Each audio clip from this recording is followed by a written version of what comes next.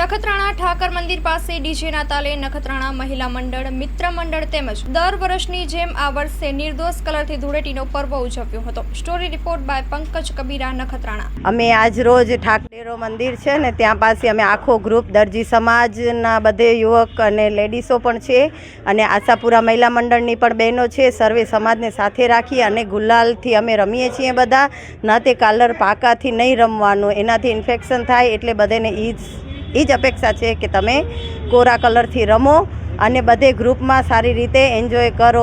રંગનો કલર એટલે પ્રેમનો કલર છે, તો આપ સૌ પ્રેમથી રમો બધા. બસ અસ્તુ. Happy Holi, happy Holi. હું નખત્રાણા દરજીની સમાજના પ્રતિનિધિ નીતિનભાઈ બોલું.